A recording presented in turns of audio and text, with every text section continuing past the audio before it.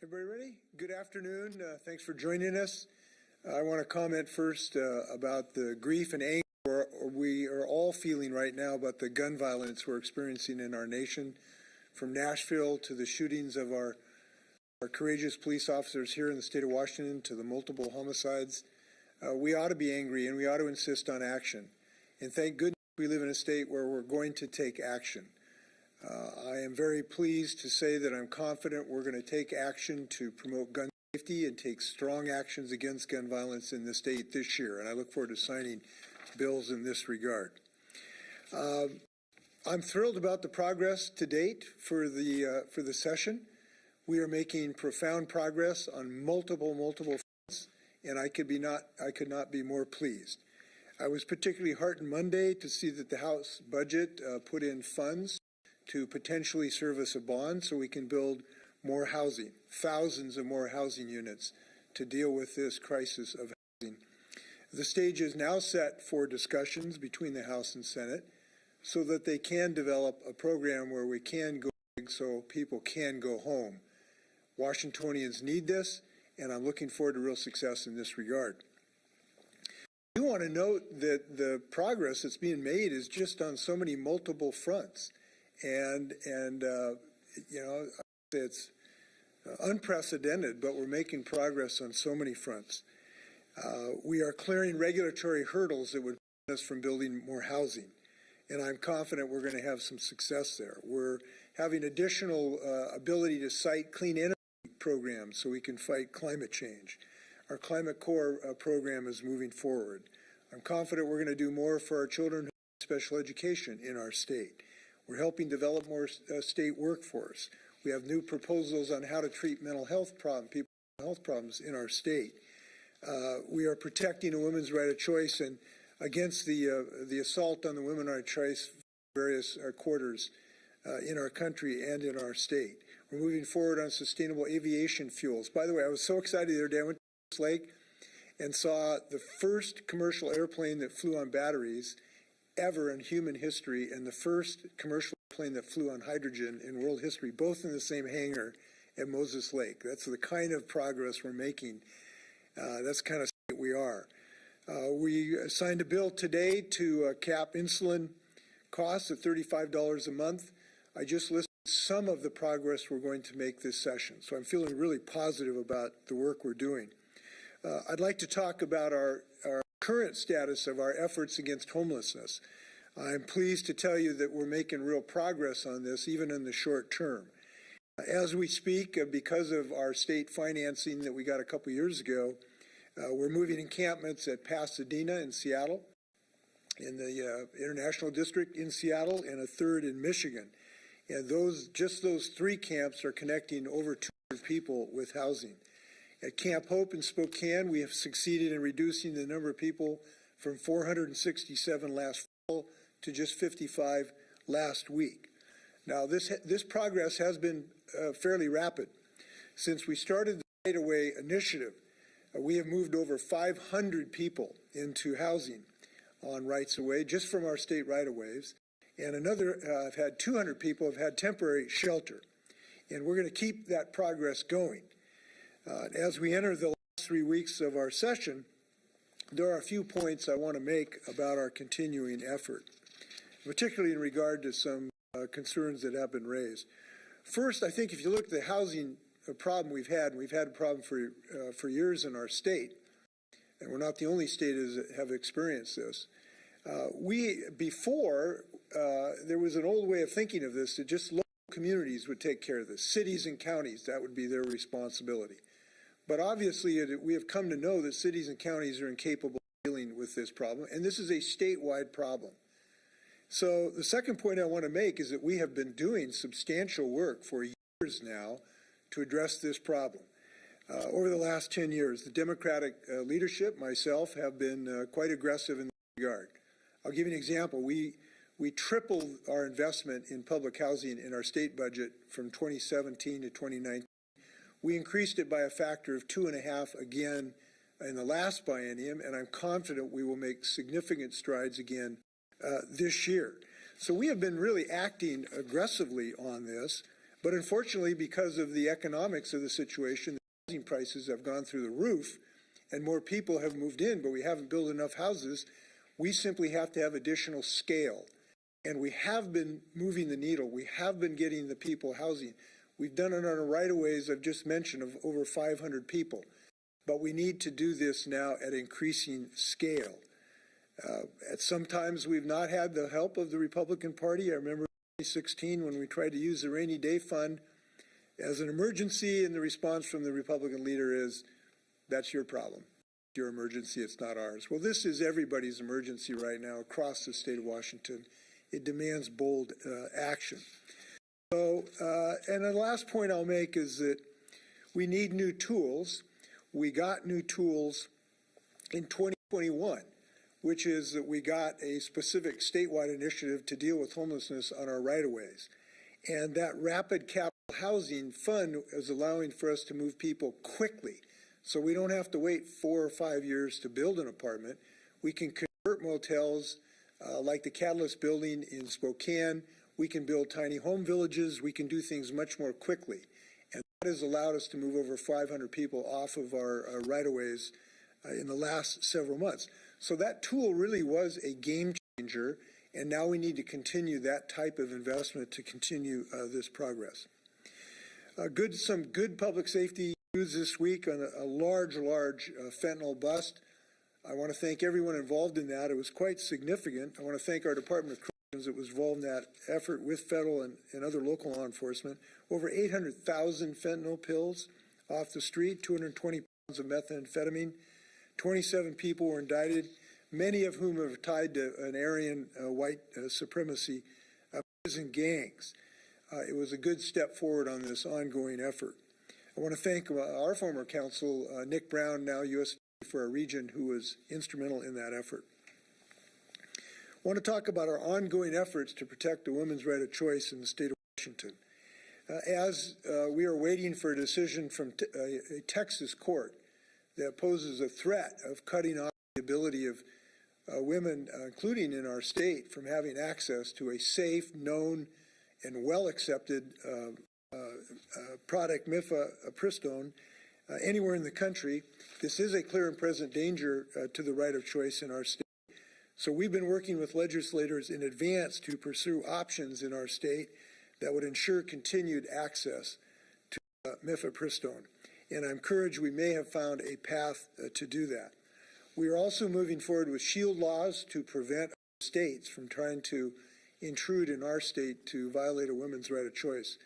And I am concerned about an issue in Idaho now, which would threaten the ability of people to travel across state lines. People have a constitutional right to travel. It is protected. And Idaho should not be able to prevent people from coming to the state of Washington for a women's right of choice. There is a bill pending. It's passed one chamber, I've told. That will not stand. It is unconstitutional to deny anyone a right of travel in this regard.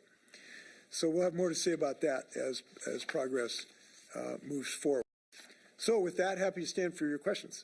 Governor, earlier this week, the House Reentry Committee amended the drug possession bill to change possession to a misdemeanor instead of a gross misdemeanor. I just want to get your thoughts on that, if that's something that you agree with or don't agree with. Well, what I've been saying throughout this session is I think we need to have two things. We need to have as much enhanced treatment options as possible, as much diversion as possible from the criminal justice system, but we do need a sanction, I believe, a criminal sanction for those who refuse to accept treatment. And I am open to different ways between a gross misdemeanor and misdemeanor. I will accept either one, but we do need to have some sanction. So I'll look forward to what the legislature produces and put on my desk. We do need a bill in this regard, though. Two questions. First, to follow up on Idaho, have you had any communications with the governor of Idaho, your counterpart over there on any of that? I have not talked to them, but it is a concern, and it's something we sort of knew was coming, that at some point some of these states were going to try to prevent people from traveling to other states. And there is a constitutional right to travel in this country. And, you know, as I read, and I have to get more clarity on this, but as I read the proposed statute in Idaho, even a Washingtonian who travels on vacation to Idaho technically would not be able to return without criminal sanction if you had someone who was going to help them get access to this choice, whether it's a minor or not. This is not acceptable to have Idaho telling people they can't travel to Washington. So I'm concerned about this. And Climate Commitment Act, now that all three budgets are out, you've got negotiations where that money should go on clean energy programs. What's your pitch for why your proposal is the strongest, or what you would like to see, at least in a final agreed upon version? Well, it's a long answer to that important question, but one of the approaches, we want to make sure first that this money is used to tackle climate change. That is the first priority, meaning we need to use this money for what it was intended for, which is to reduce carbon pollution and fight climate change. And that is things that we're going to insist upon, because there's many things that are good projects in the state of Washington, but we've got to focus using the money for that purpose. We have made a commitment to Washingtonians to reduce our carbon pollution, and to do that, we want to make sure this money is used for that purpose. So broadly speaking, I would say that is our number one intent. Governor, could you elaborate for a moment on the decision in the Texas court on the access to the drug, the abortion drug? And you said we may find a path to do that.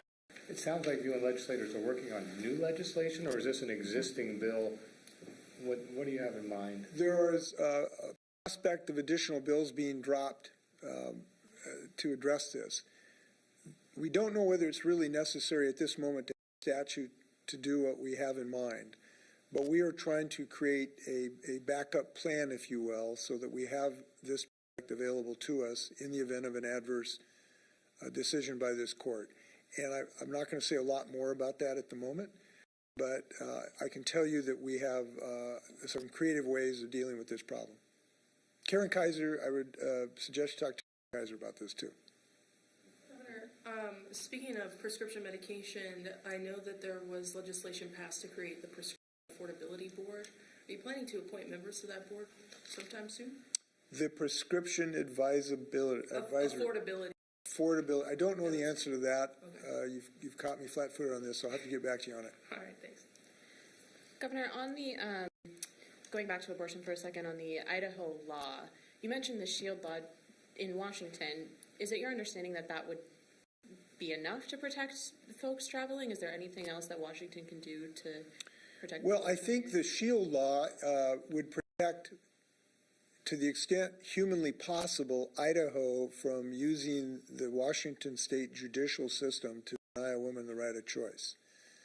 But we're concerned that if the Idaho courts and the Idaho criminal justice system attempts to prevent people, even Washingtonians, from stepping across the line from Idaho to Washington, that is unacceptable.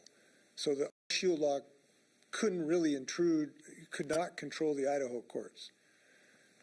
We've got to find a different mechanism in that regard.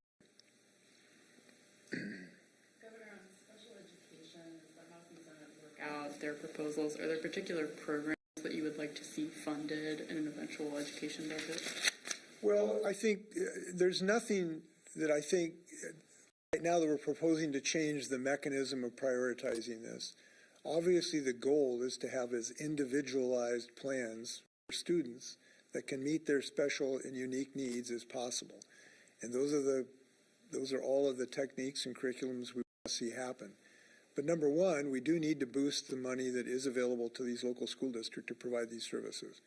I proposed an increase. I'm confident there will be an increase. So that's the number one goal right now. Give the local districts more dollars to be able to do this. And a lot of these students can have some tremendous need that is not inexpensive to be provided for. But these are great young people with great potential, and so we're going to make progress on this. Governor, there was a homicide on one of the WSDOE right-of-ways recently in Seattle. Should a homicide raise the level of how those encampments get cleared? You know, homicides take place everywhere in the state of Washington, unfortunately. They take place in hotels and apartments, everywhere. And they also take place near or on encampments. So I wouldn't say automatically that that would somehow becomes the number one priority. You might have a higher priority for a larger camp. You might have a higher priority for a camp that has much more different kind of criminal behavior. It may be a one-off on that. I can't say necessarily that goes. It should be one of the things we consider. It is one of the things we consider in making these decisions. It's one of the reasons we've moved with relative speed on the CID in the Pasadena and Michigan. And I'm proud that as we speak today, there's cleanups of those three camps, which is a significant improvement. And the reason we were able to do this is we started working on this 2 years ago. The reason we were able to do Pasadena camp today is because 2 years ago I was fairly insistent with the legislature that they fund to get these folks housed and off of our right-of-ways. So we're seeing the fruition now of something we started over 2 years ago, and I'm happy about that. But I want to reiterate, if we're going to do this at scale, we need a huge increase in funding. That is simply a reality. And we need that funding so we can house people and so that they can then get off of drug addiction and they can deal with their mental health challenges, but they need a roof over their head to be able to do that. So we've got to get that scale of investment. We can't just be going from one homicide to another. That's not good enough. We need to, if we can't eliminate these encampments, do as much as we humanly possible. That's what I believe Washington wants. I was out of Pasadena this morning, and you talk about rapid, you talk about 2 years. There's neighbors there that are upset that it didn't go quickly. You met with some of those neighbors. What kind of impact did that have on you, meeting with those neighbors? Well, listen, they were concerned about kids. There's John Stanford School. I went and met the teachers with there too. I understand that as a parent and as a grandparent. I understand that. But that's why we've been working so hard on this. We understand how frustrating this is. I'm frustrated by this as well. Maybe I'm the most frustrated person in the state. That's why 2 years ago we did this state right-of-way initiative. That's why 6 years ago we tripled the number of dollars going into homelessness. That's why I'm pushing all of our partners to move as quickly as they possibly can. I'm glad in Spokane the court ordered Spokane police to start providing law enforcement at Camp Hope, for instance, and ordered the city to start working with us. So I understand those frustrations. They're real, and we've got to move as fast as we can. That's another thing I want to mention. I think that when we do increase these investments, we need to focus on rapid housing as one of the solutions. We cannot expect neighborhoods to wait 5 years until apartments are built. We have to find frequent rapid housing solutions, converted motels, tiny home villages, different creative ways to do this. So my position is we got to do it as fast as we can because I understand those neighborhood concerns. And I'm real glad we're making progress there. All three budgets, yours and the legislature, they include several $1 million for the operation of an involuntary commitment, a mental health treatment facility in the town of Stanwood. It's not actually in the city. It's proposed on land that's commercial farmland. It recently received a permit. That permit has been appealed on the basis of, hey, this is the wrong place.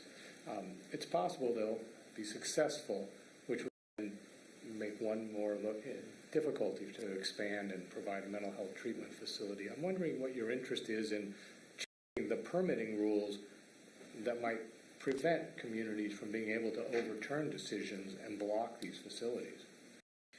We, at the moment, I'm not proposing anything new. But what I am proposing is that we know that once we see these facilities, they become successful. And frequently there are concerns by the neighborhood, and if they're listened to and responded to, 6 months later, everybody wonders what we were fighting about because they become part of the neighborhood. It's true for tiny home villages. It's true for mental health treatment centers. It's true for drug treatment centers. We had this huge concern out in Linwood about a drug treatment center, and 6 months from now, people say that's just part of the neighborhood because we're treating people with drug addiction. Same thing with mental health. So we have to listen to people's legitimate concerns, try to accommodate them, but we need to cite these facilities. And all of us need to accept some recognition of that. I heard one person, I don't know if it was in regard to the Stanway one or not, a woman said, "I'm all for mental health, just not here." Well, you can't make progress if that's everybody's attitude. And we've got to keep our heads down and moving forward on this. Anything else? Okay, thanks very much. Be well. Go Mariners.